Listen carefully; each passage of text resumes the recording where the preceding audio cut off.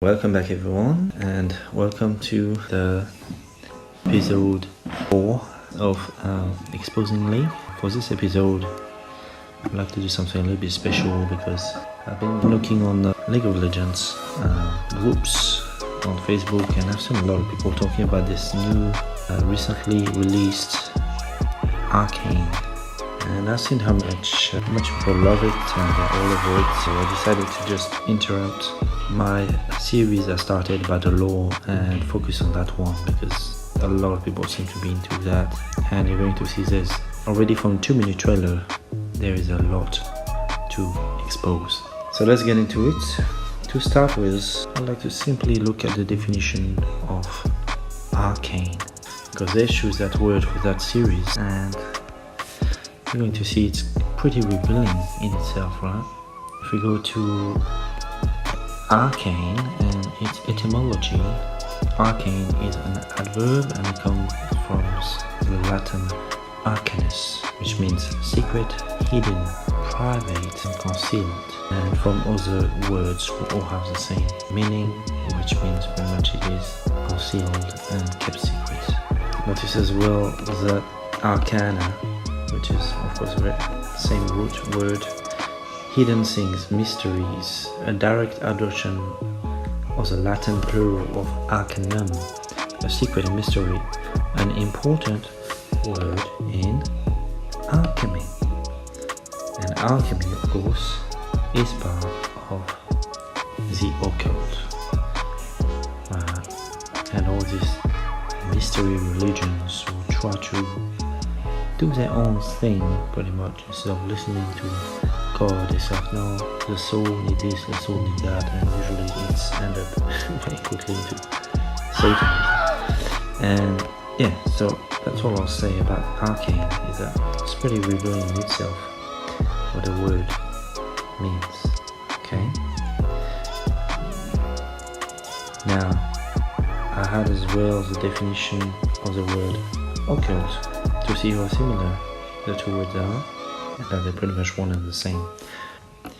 As an adjective, so like the other word, not revealed, secret, not easily apprehended or understood, abstruse, mysterious, hidden from view. So this is almost the same word, just coming from two different branches of mystery, religion or Satanism. So that's already revealed a lot about that series. Now I'm gonna do something pretty simple.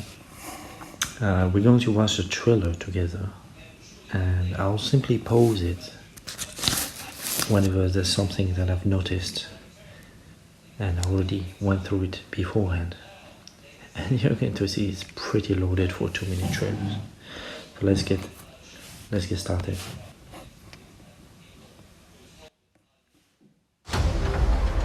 This city was founded to be a bastion of enlightenment.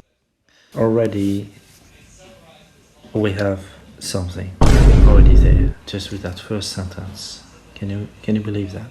A bastion of enlightenment.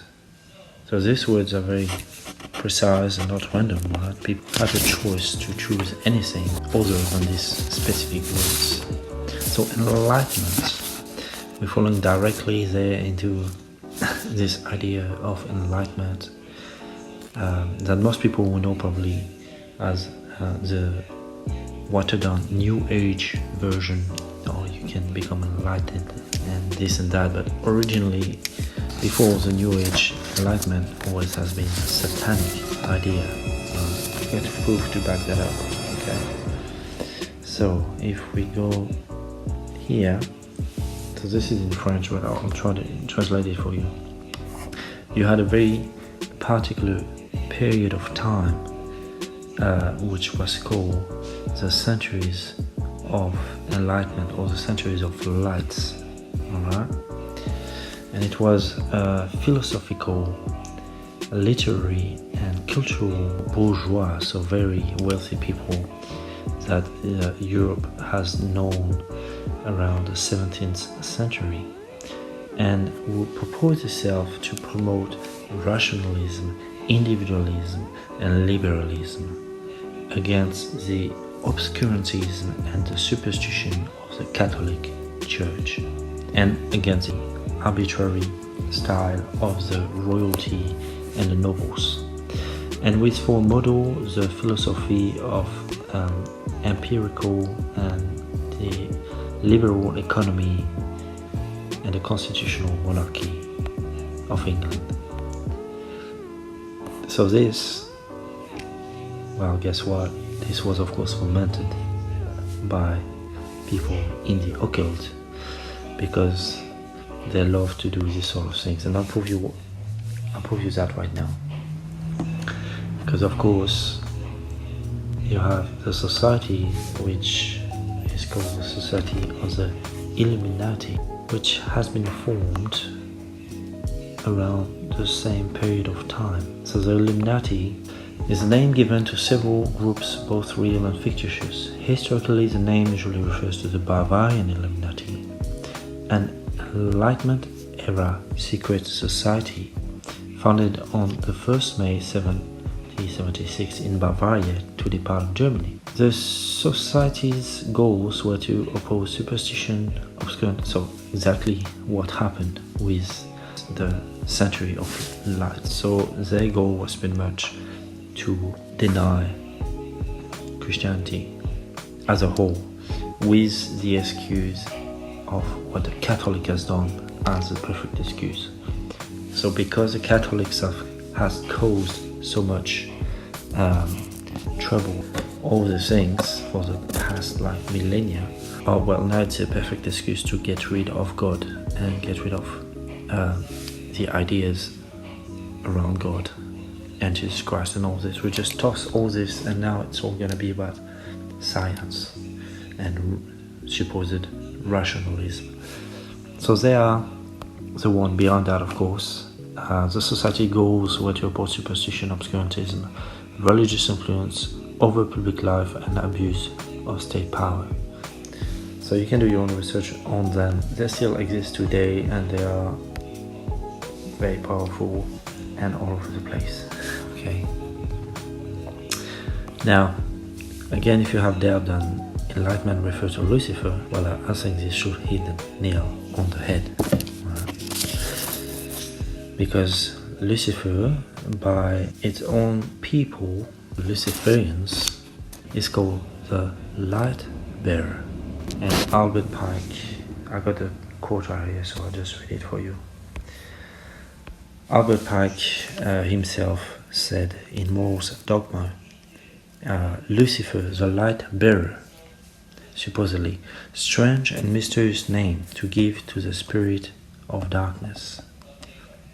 Again, they give him this name, no one else. Lucifer, son of the morning, and then it's talking about how its light is blinding the feeble minds, blah blah blah. So this concept of enlightenment, it is Luciferian, undoubtedly. If you have doubt, go and do your own research. Okay? Now, this is said, let's move on to the next bit, which won't take long again. We are the city of progress. So we are the city of progress, of enlightenment, science, progress. But there's a little bit there I'd like to come back on. It happened so fast. We are the city of... Look, can you see it? You probably don't know what I'm talking about. I'm talking about on the right hand side, on the green flag. What is that? This is 2 cross keys. And most people don't really know what it means, and they've seen it here and there on hotels or t-shirts, and I have no idea what it means. Well, let me tell you what it means. It's pretty simple. What it means is actually it's a symbol for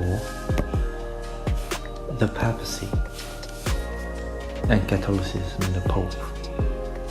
This has been their symbol for about, I don't know how many, hundreds of years.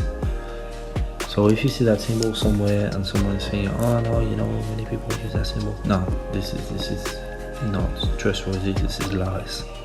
This symbol always has been a symbol for the papacy. So it's interesting that you have this in a supposedly non-religious secular fantasy, supposedly just for entertainment sake video. Anyway, let's move on. This city was founded to be a bastion of enlightenment. We are the city of progress, and our future is bright. And we already, after 10 seconds, are at the third point that I want to bring up. Isn't that incredible how much they pack the information, so much so that most people are just completely clueless because they're just watching it.